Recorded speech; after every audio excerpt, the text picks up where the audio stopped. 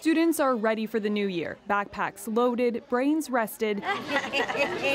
But the one school essential that's in short supply is the teachers. We're all looking inside the same pool for the same teacher. In Montreal, the student body is growing. While schools can add more spaces, adding teachers is proving more difficult. Every year we have more and more children. Just this summer, there was 200 registration a week. At the start of the school year, the province's largest school board was still searching to hire about 50 full-time teachers. Among those in high demand, French teachers for classes aimed at newcomers to Quebec. If you're a master of the French language right now, I think you can pretty much go anywhere. Any teacher that does speak French and that can speak French, they're like gold right now. I think everybody's looking for them as much as in other provinces. Welcome back. School administrators say hiring has become increasingly competitive. They used to be the ones doing the interviewing, but now they say teachers interview them. They never used to ask, what's the salary? Because that's a bit of a taboo subject. Plus, you don't want to come off as maybe that's the only reason you're there. They ask right away, what's your salary? What are your benefits?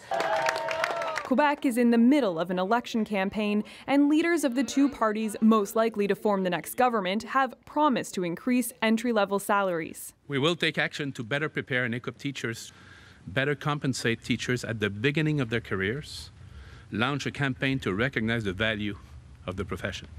But even if salaries rise, school boards here face tough competition. Other provinces are also facing their own shortages of teachers, and they're eager to poach them wherever they're available.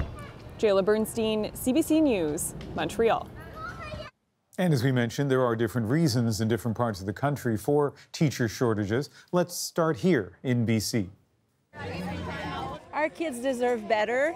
They need to be back in school, and teachers deserve better. BC teachers fought for 14 years to restore their right to negotiate class size, and in 2016, the Supreme Court of Canada sided with them and forced the province to spend more for hiring. But it's hard to catch up. The difficulty we're having, though, is that there's not enough people who are certified and qualified in British Columbia. Nunavut is grappling with a shortage of 66 teachers. That's nearly 10% of the typical workforce of 700. Despite high pay, it's hard to retain staff. In some communities, they're looking to hire locals who have experience working with children, even if they don't have teaching degrees. In New Brunswick, more than 200 teachers and principals are set to retire this year, and they'll need to be replaced, but fewer people are signing up for teacher training because of persistent rumors that there wouldn't be jobs. Ontario is not facing a shortage yet. 3 years ago, the province cut enrollment at teachers' colleges by more than half because work was hard to find. It still can be, but enrollment is rising and a wave of retirements is set to come crashing down.